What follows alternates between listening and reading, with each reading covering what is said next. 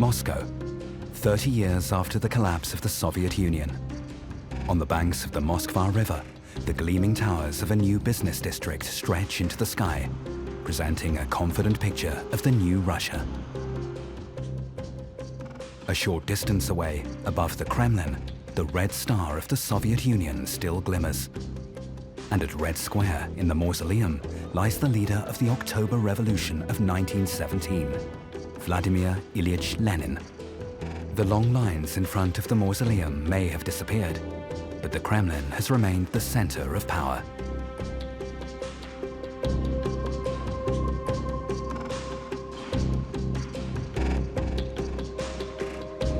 It is led by Vladimir Putin, the president of the Russian Federation. He rules over a country that, even without the former Soviet republics, is still the largest in the world. Russia. In the Kremlin, a new government has long since taken over.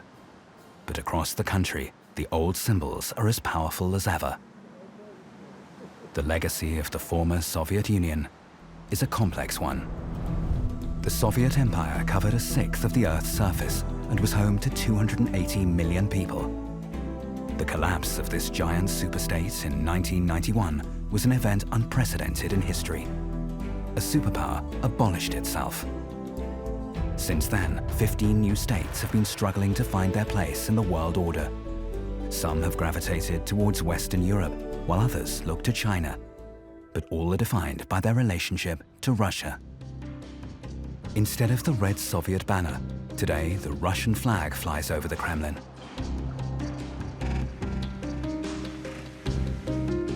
The collapse of the Soviet Union brought hopes of independence and prosperity for the former Soviet republics as well. But what remains of these dreams? What does this new freedom look like? Which old conflicts have flared up again? Who has won? Who has lost? And what role does Russia play in this post-Soviet power struggle?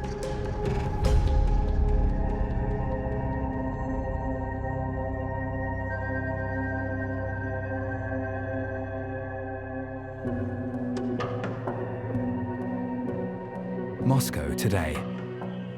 At first glance, the Russian capital looks much like any Western metropolis. Consumerism is in.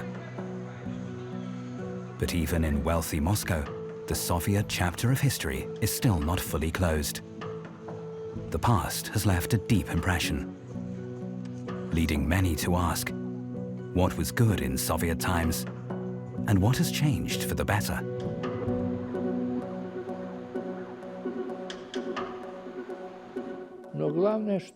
Everyone believed that things would continue to get better because of democracy.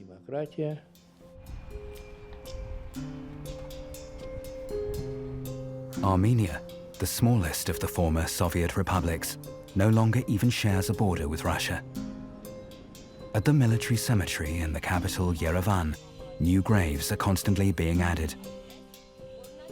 They bear witness to ongoing war and suffering. In the Caucasus, a permanent conflict has been raging for decades between Armenia and Azerbaijan. Both sides lay claim to the region of Nagorno-Karabakh, with its majority Armenian population. Fighting over this mountain enclave goes back to Soviet times, when gun battles and pogroms on both sides cost countless lives. For those caught up in the war, the scars run deep. Arvid Avenesian and his son Gevorg are Armenians who live in Nagorno-Karabakh. They were soldiers, like their friend Raya Hovsepian. Yet they are also civilians. Arvid runs a sports school, his son studies computing, and their friend is a businessman. The most recent fighting ended in defeat, in part because Azerbaijan received military support from Turkey. The prospect of peace with their Azerbaijani neighbors has never seemed more remote than it does today.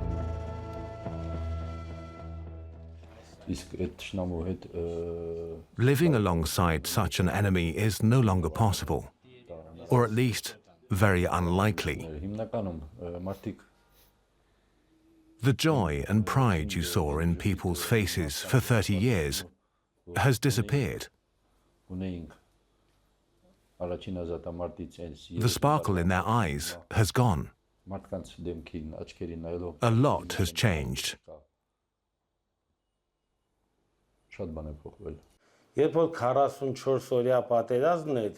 During the 44-day war, no Western country took any concrete measures to help us.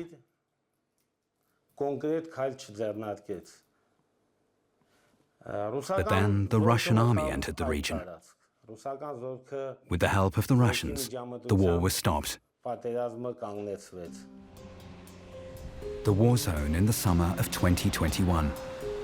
A fragile ceasefire is in place between Armenia and Azerbaijan. Like here, at this border control point, it is monitored by Russian peacekeepers. Last year, Azerbaijan recaptured significant parts of Nagorno-Karabakh. Armenia was forced to cede the lost territory. These three Armenians meet every day to play chess. They remember the Soviet era and have long since grown weary of war. 30 years ago, we took their land. Now they've taken it back. If the Russians hadn't come, they would have slaughtered us. That's Islamic law. Freedom is to blame. Everyone was calling for it. It all began with Karabakh's independence. Lasting peace is still a distant prospect. The people here consider themselves Armenian. The country's flag is always present. Driving with Gagig Eliasyan into the war zone, he is the mayor of a small border village. We're about to enter a village where the Azerbaijani and Armenian sides are directly facing each other.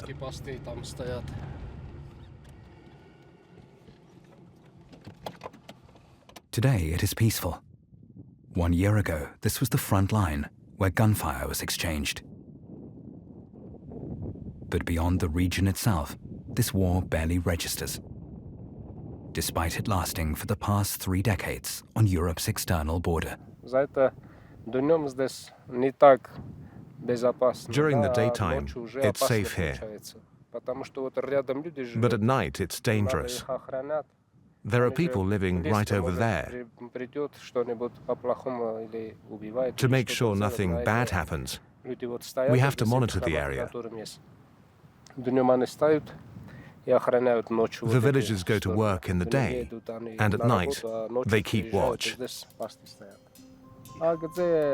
the border. There are soldiers there.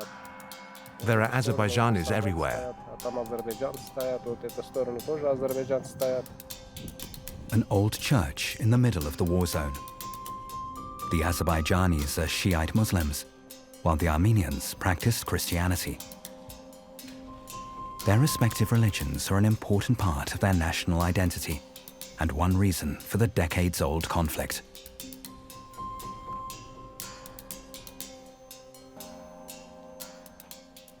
The people here, they just want to live in peace. Armenia is a small country, covering just 30,000 square kilometers. The journey from the border to Yerevan, the capital, is not far. For months, Arvid Avenesian has been bringing his son to the hospital here.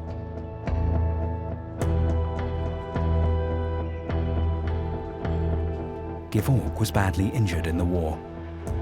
But in Stepanakert, the capital of Nagorno-Karabakh, long-term care for wounded soldiers is not available.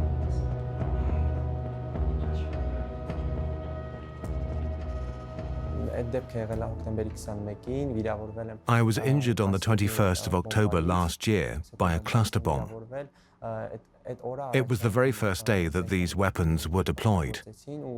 The bombs exploded in the air, and the shrapnel hit me in the head and the back.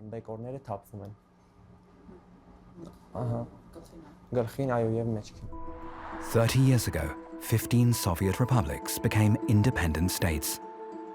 One day part of Soviet territory, the next foreign countries.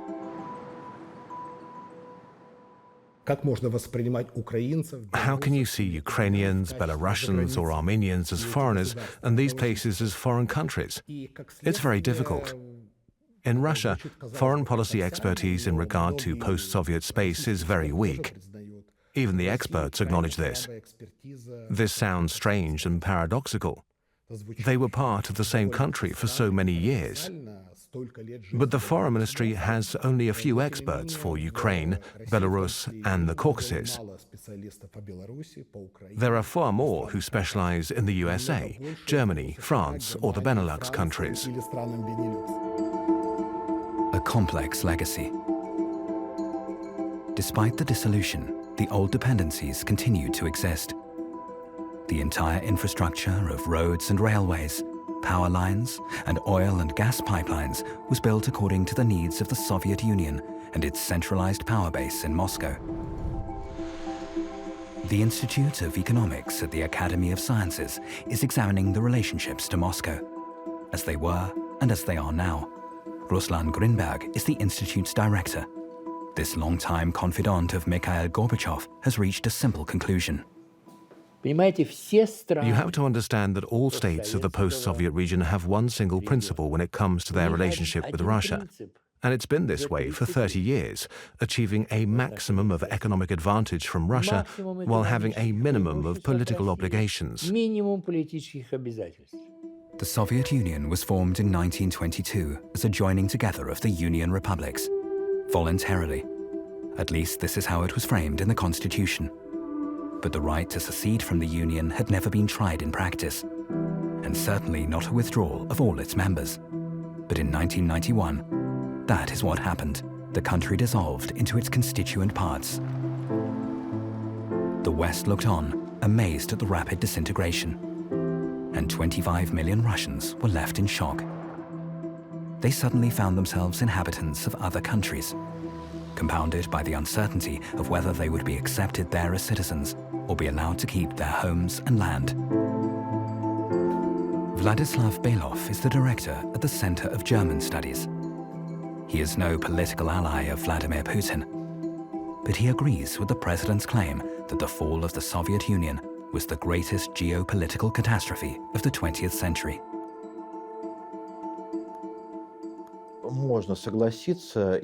One can agree with his statement, if by geopolitics you primarily mean the interests of certain people. And if we consider the fates of millions of those who, due to the unconstitutional, I repeat, unconstitutional dissolution of the USSR, found themselves trapped behind the borders of the country in which they thought they lived, I'm talking about 25 million Russian-speaking citizens who, overnight, woke up to find themselves living in another country. Today, we are in one country. Tomorrow, we wake up and find ourselves in another. These people were treated as second class. And that is, of course, a catastrophe. At first, there were attempts to rebuild the ruins. Following the collapse of the Soviet Union, the Tauride Palace in St. Petersburg was to become the seat of the Commonwealth of Independent States, a loose organization of the former Soviet republics. However, the three Baltic states, Georgia and Ukraine, withdrew or chose not to participate.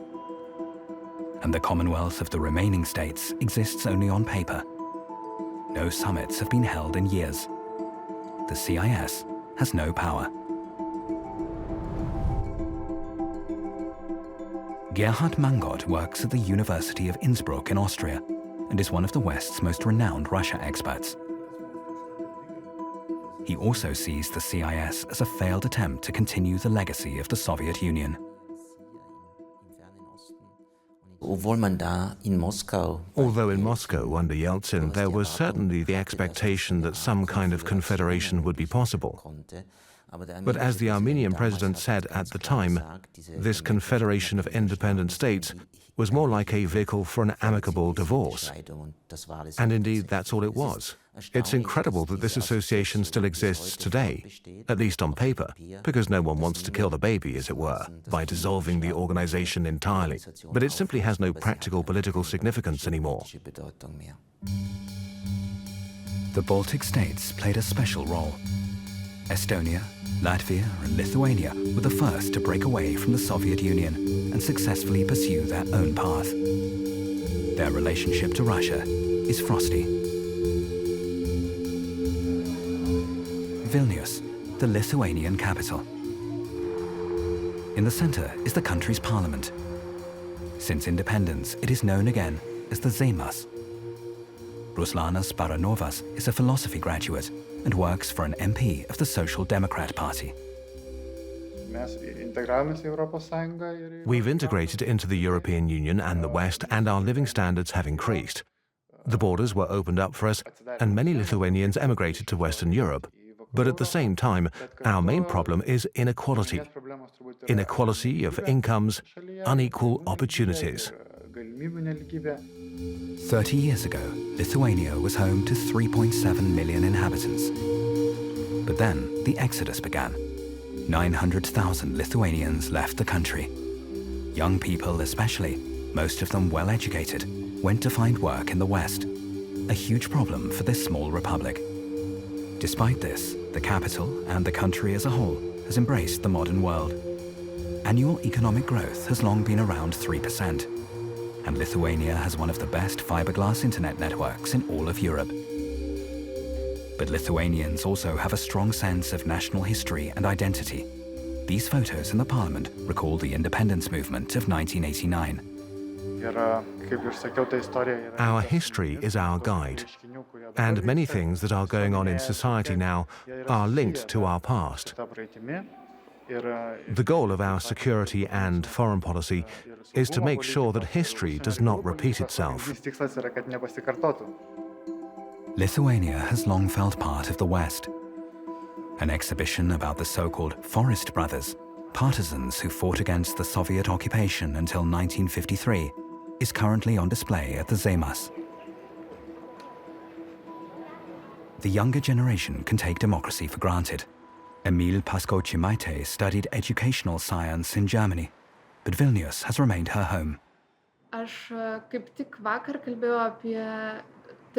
I was talking about this with my grandparents just yesterday. We were discussing what we have gained after 30 years of independence. My grandparents said just one thing, that we can express our opinions freely, that we live in a free country.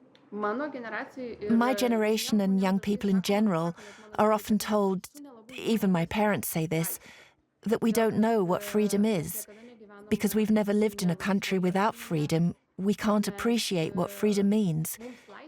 Because we can just get on with our lives and believe this is normal. And this is probably true. Emil belongs to an organization that wants to influence the political discourse in Lithuania, Jaunimo Debatai, Youth Debate. Through our work here in Lithuania, we organize programs that are supported by the European Union. So every day, I am living the values of the European Union. I consider myself to be more, if I'm allowed to say this, a citizen of Europe. Lithuania's ties to the West are becoming closer every year. In 2004, the country joined NATO, along with its Baltic neighbors, Estonia and Latvia, and 4 other members of the former Eastern Bloc.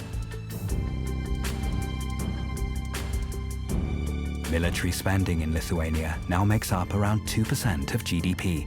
In 2021, NATO carried out exercises here, reflecting a deep mistrust of Russia, another legacy of the Soviet era. But the Baltic countries are home to a large Russian minority who do not want to give up their identity. Ruslanas knows this well. His own father is Russian. I think Russian influence today takes on a more hybrid form, such as influence over television, which a lot of people in Lithuania still watch, and over the internet. For many people, Russian is the only foreign language they know. And so if they want any information beyond what's provided by Lithuanian TV and websites, they'll go straight to the Russian platforms.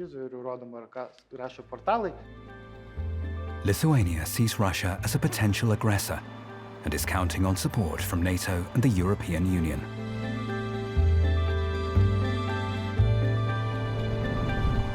In Moscow, there is little sympathy for this position. Not even at the influential and critical journal Россия в глобальной политике, Russia in Global Affairs. If I were Polish or from one of the Baltic countries, I might also see things that way. But when you look at it from a rational perspective, it's not at all clear why Russia would attack Poland or the Baltic states. What would it achieve? The idea that Russia wants to test NATO's readiness and thereby prove its incapability is, in my opinion, complete fantasy. Of course, we don't agree with NATO, but no one here wants to risk another world war just to test NATO. What would be the point? Putin is nevertheless demonstrating Russia's military strength by carrying out its own maneuvers on the borders to the NATO countries. Tension is building on both sides. Last year, Russia spent 4.3% of its GDP on its military. Under Yeltsin, the army was humiliated, insulted, underfinanced, and its soldiers left to starve. When Putin came to power in 2000, it was suddenly paradise on earth. There was peace and happiness. And today, we have a strong army and military careers are desirable again. This is all part of the propaganda. The imperial mindset of the former Soviet Union persists in Russia today, legitimized through the victory of the Red Army over Hitler's Germany in the Second World War. 27 million dead. The Great Patriotic War, as the Russians call it, has left its mark on almost every family. Among Russians, but also Ukrainians, Belarusians, Kazakhs, and Kyrgyz. These memories also shape today's society. This belief that we Russians are a significant power, one that can push back against hostile pressure and hostile influences from the outside world, this is an important part of our collective identity. This belief in the Soviet Union and Russia's unique authority, and that we are a special civilization,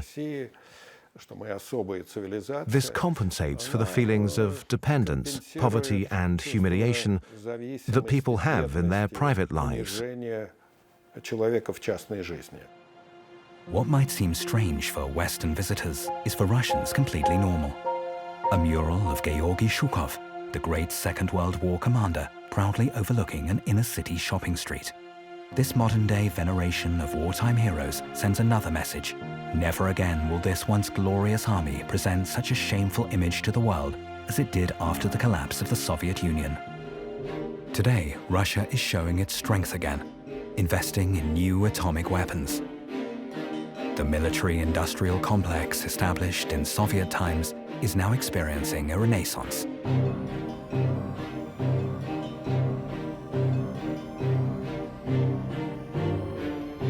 The country as a whole is paying a heavy price. The political leadership is making the mistake of believing that a 21st century superpower needs only to define itself militarily. And Russia is only a superpower in military terms, not economically, not financially, not technologically, and not demographically. The purchasing power of the Russian people is increasing at a slower rate than almost anywhere in Europe. Still, some slight growth is currently predicted for the Russian economy. But that is mainly due to higher commodity prices. Russia's companies are simply not innovative enough. There is barely any investment in infrastructure. Many of the country's transport arteries are in a state of disrepair. I regret that we have not been able to achieve an economic miracle of the kind seen in China. at least in terms of transport infrastructure. We still only have one motorway, from Moscow to St. Petersburg. It's an embarrassment. Our main transport route towards the east, connecting Moscow with Beijing, is still being rebuilt. It's an embarrassment. Moscow, well, yes, Moscow has changed. But I expected to see this all over Russia, for roads and the infrastructure to be improved across the country.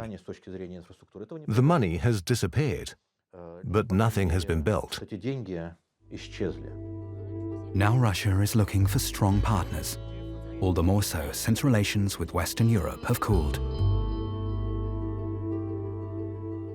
Russia and China are working together on the huge intercontinental project known as the New Silk Road. Hopes are high for large profits and growth.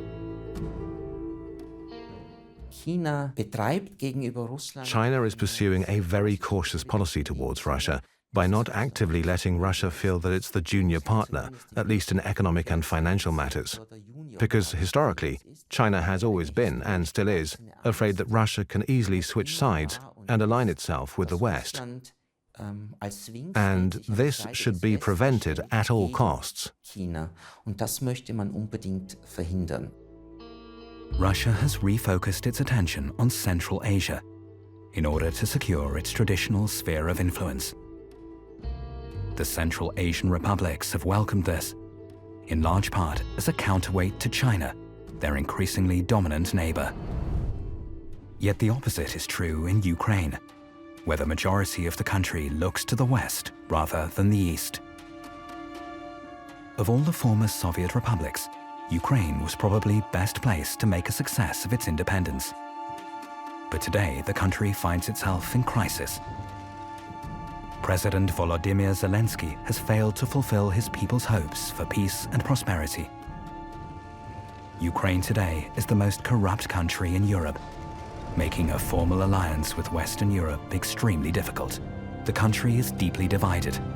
While people in Western Ukraine overwhelmingly support joining NATO and the European Union, the east of the country feels a strong connection with Russia. Especially in Luhansk and Donetsk, regions industrialized during the Soviet era. Known as Donbass, was home to protests against the national government in Kiev. A pro-Russian minority took issue with the Ukrainian state, propelled by fears that they would be discriminated against in a Western-leaning nationalist Ukraine. Ethnic Russians make up a large minority of the population, 8 million out of 42 million citizens. With backing from Russia, these protests turned into a separatist uprising, a civil war that has set the whole of Europe on edge and shows no signs of abating. Donbass was never Ukrainian in terms of language and traditions. My mother comes from eastern Ukraine. She comes from the Zaporozhian Cossacks who settled along the Don. When I visited her village as a 5-year-old, I didn't understand a word. So who am I exactly? My mother is Ukrainian, my father is Russian. For my wife's parents, it's the other way around. My mother-in-law comes from Western Ukraine, a 100% Zapadnetska. Her husband is Russian. So, who are we? In 2014, the Crimean Peninsula in southern Ukraine became the scene of an escalation in the Russian-Ukrainian conflict. Today, Russia claims Crimea as a part of its federation.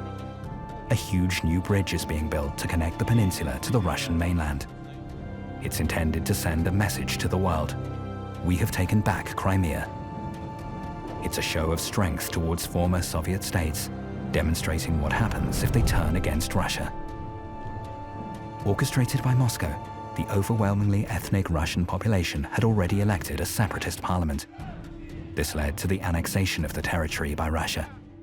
What Western Europe saw as a flagrant breach of international law was presented by Russia as a free decision by the majority of people in Crimea. In Russia, it is hard to find anyone who does not consider Crimea to be a part of Russian territory.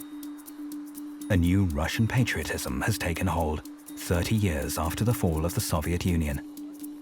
For some, perhaps also encouraged by memories of its former greatness. We were a large country. We still are a large country. That's just a fact. That's when my parents fell in love, and everything positive that they associate with their lives back then, they also associate with the Soviet Union. In the Soviet Union, people were tricked. Those in power promised one thing, but did something completely different.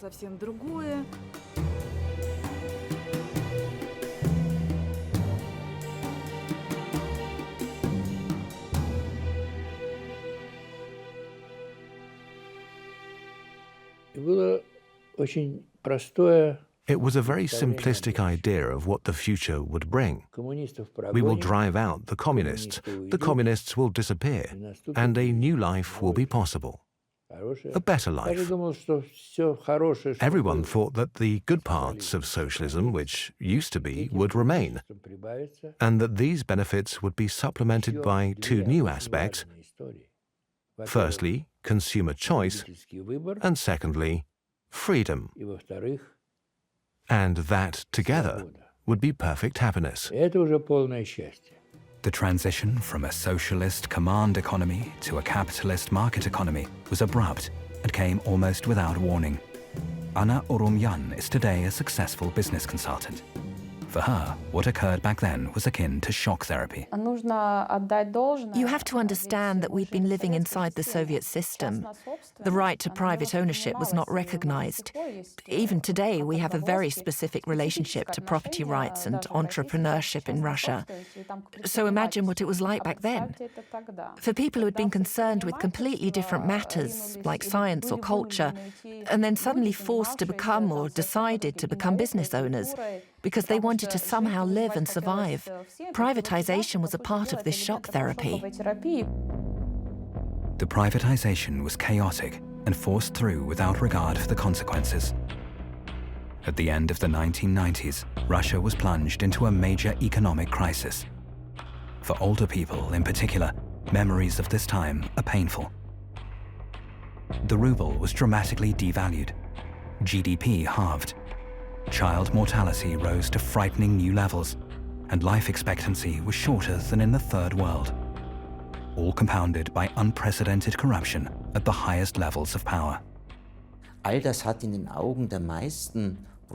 All this discredited the concept of democracy and the very term democracy in the eyes of most Russians. Democracy almost became a dirty word due to the experiences people had with the transition to a supposedly democratic system during the 1990s. And even today, we see surveys from independent institutes that suggest only around a fifth of Russian people would like to live in a Western-style democracy.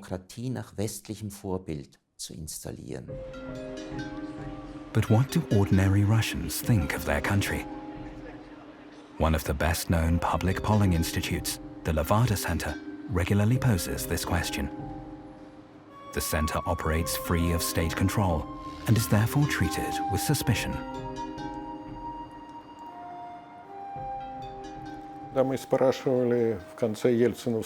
When at the end of the Yeltsin era, we asked Russians what they expected from the next president, most people expressed two hopes. First, that the country would find a way out of the economic crisis and achieve an increase in living standards. And second, that Russia would be restored to the position of superpower that it held during the USSR. And Putin, with his demagogy, his rhetoric, his strengthening of the military and the country's power structures, seemed ready to fulfill these expectations. Vladimir Putin's first term in office began in 2000, and he immediately tightened the reins. To the country's powerful oligarchs, he made clear that a new era had arrived. He promised that they would be free to go about their business unhindered, and that their companies would not be renationalized. In return, they would grant him their unwavering loyalty. His message was this: stay out of politics, and I will leave you in peace. Most Russians applauded this. The current ruling party achieves its political aims much like the old Communist Party did, through domination. It's like the old joke that was going around under Yeltsin. whichever party we create will always end up with the communists. So there's no alternative. On the other hand, the Russian political establishment, the Russian power structure, is much more flexible than the Soviet one. It is capitalist. But not only Russia has a highly centralized authoritarian government. Take Belarus, nestled between Russia and the European Union. Due to their shared history and related languages, Belarus was always a reliable ally for Russia. Now it appears shaky. Even the national flag makes no secret of the country's close ties to its Soviet past. Only the hammer, sickle, and star have been replaced. Reminders of the Soviet Union are ubiquitous, both in the capital Minsk and across the country. Since 1994, Belarus has been ruled continuously by the autocrat Alexander Lukashenko, a one-time Soviet political officer. Since his re-election in 2020, opposition to his government has become louder. Hundreds of thousands of Belarusians have taken to the streets, demanding democracy and Lukashenko's resignation. In Kazakhstan, too, a president with autocratic tendencies has ruled for many years, yet with other, and for Russia, more favorable conditions. Thanks to its oil and gas supplies, Kazakhstan is the richest country in the region. Its long-serving former leader, Nursultan Nazarbayev, was a member of the Politburo of the Communist Party in Soviet times. Unlike Kazakhstan, the once poor Soviet republics of Uzbekistan, Kyrgyzstan, Turkmenistan, and Tajikistan initially struggled with their new freedom. They were too dependent on the centralized seat of power in Moscow. Millions of people from the former Soviet republics in Central Asia have come to Russia as migrant workers, especially to the cities of Moscow and St. Petersburg. They work on building sites, in the service sector, or in agriculture. People from the Caucasus, meanwhile, often work as itinerant traders. Their wages are usually the most important source of income for their families back home. Most foreign workers come from here, Kyrgyzstan. In the capital, Bishkek, life is shaped both by Islam and the legacies of the Soviet era. A suburb of Bishkek, early in the morning. In one of these houses lives Rita Igashova. She is a tailor by trade. Her husband and 2 of her 5 children live and work in Russia. She also spent several years there.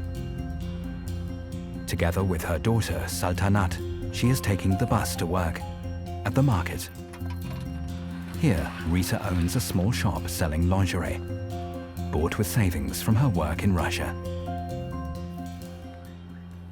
Без России, мне кажется, мы не сможем жить. Все равно I don't believe that Kyrgyzstan can survive without Russia. All the former countries of the CIS should be on friendly terms, and they should maintain these important links in the future. Uzbekistan, Tajikistan, Kazakhstan, all of them.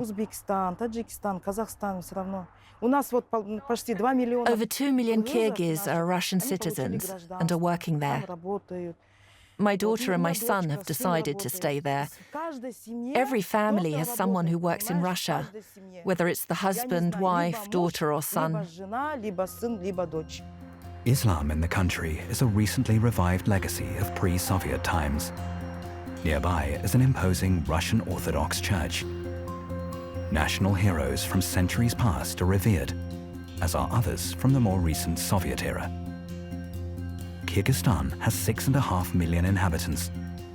800,000 of them are ethnic Russians. Alongside Kyrgyz, Russian is also an official language here. Rita cannot understand why so many of her fellow Kyrgyz are embracing Islam. Under pressure from Muslim men, more and more women no longer go out to work, instead accepting to stay at home and be housewives. Мне кажется, при Советском Союзе I think women's rights were better in the Soviet Union. Women were more equal. Today, women are becoming more religious. wearing headscarves or veils. I don't like that. They don't have a voice anymore. Do you understand? They have no identity.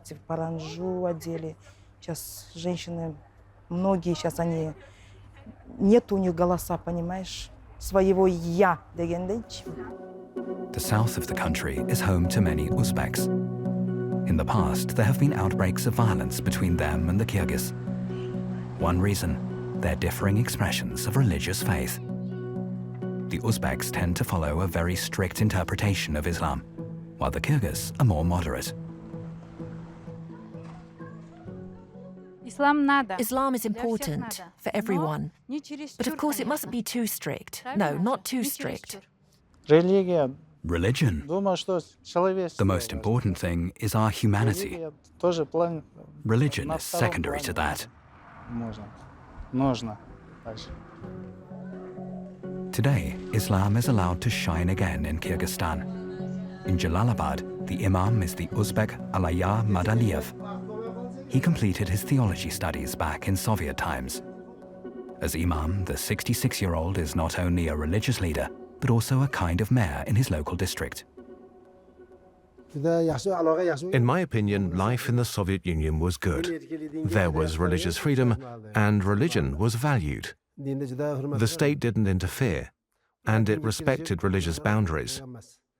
They didn't monitor us as much and tell us what to do. A proper religion was preached. There were no banned or terrorist organizations back then, no Hezbis, Wahhabis, or Salafists, and we never preached anything that was forbidden. We taught how to pray correctly and how the faithful should treat one another. But today, there are more extremist organizations, and the state must be more careful. Kyrgyzstan defines itself as a secular state. Yet there's no telling how strong an influence a radical form of Islam could become here. Imam Madaliyev preaches a moderate interpretation of the faith. Every Friday, the mosques are full. Religious freedom in Kyrgyzstan is very good. Other countries don't have this level of religious freedom. There are no barriers to practicing our faith. There's a mosque in every neighborhood here.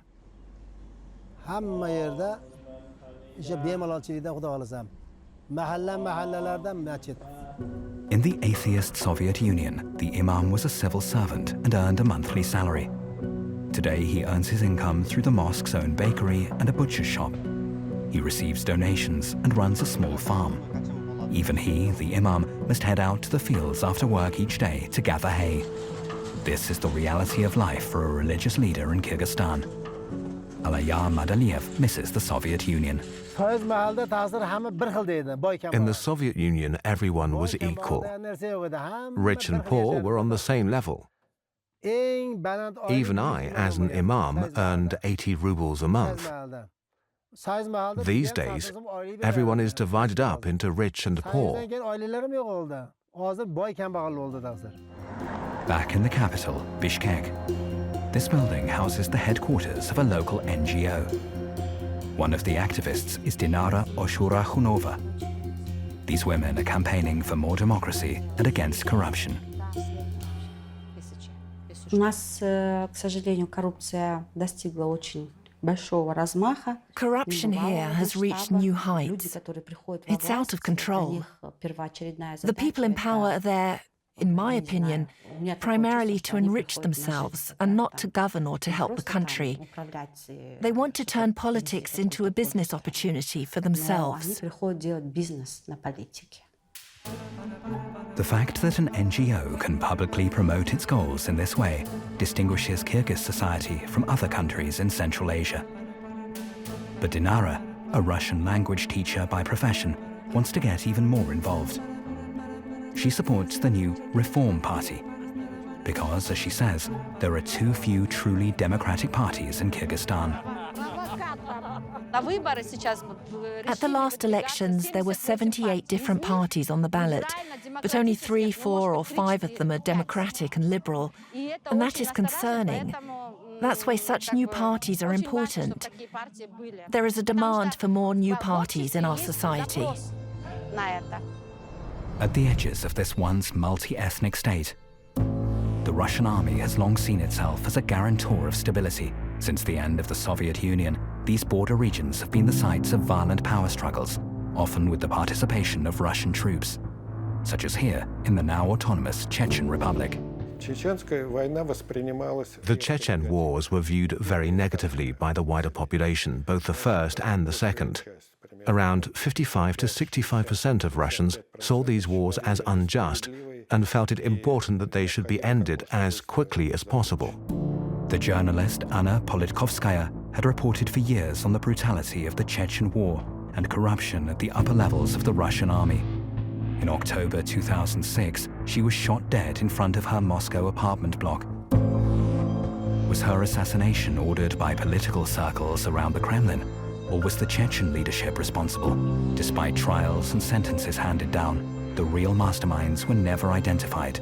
The killing was seen in Russia as a warning to critics of the regime. But if we look at the situation clearly and objectively, there is really no serious opposition in Russia that could pose major difficulties for the Kremlin or be considered a threat. The principle of show strength and crush dissent obviously works. This principle recalls the power mechanisms of Soviet times. In the 1960s, the term Homo Sovieticus was coined, the Soviet citizen defined by conformist values and attitudes. Many people in the former Soviet republics remain shaped by these fundamental values even today.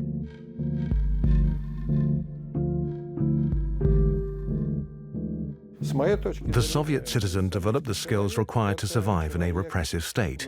He learned to deceive the state, to tolerate its arbitrary judgments, to feign loyalty towards it, all while taking care of his own problems and trying to survive in this hard and repressive environment. The advent of Putin and his authoritarian system was no accident, but rather a continuation of the Soviet regime. There is only one real difference to the Soviet Union. Today, the blessing no longer comes from a single all-powerful party. Putin, the one-time member of the Communist Party, now has the backing of a different authority, the Russian Orthodox Church. The Church has no objection to the strengthening of conservative values in Russia.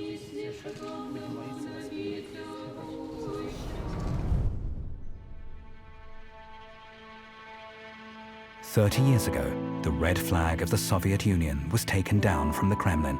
Hardly anyone objected. We entered Red Square, 300 people, who had come to speak out against this astonishing decision.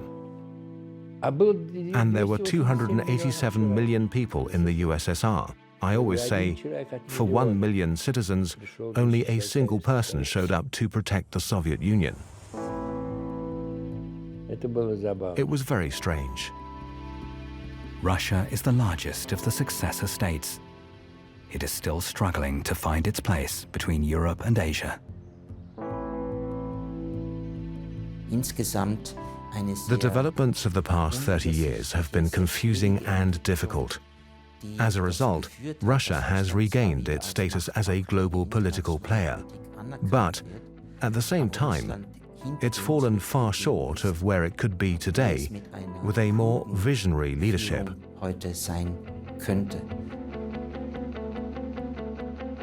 Western European-style democracy is not a model Russia is trying to emulate.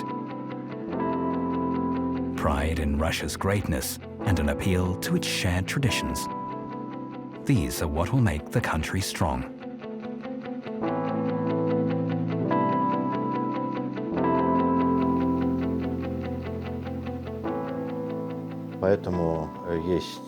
That's why there is such a longing for one's childhood, for the school years, for our time as students.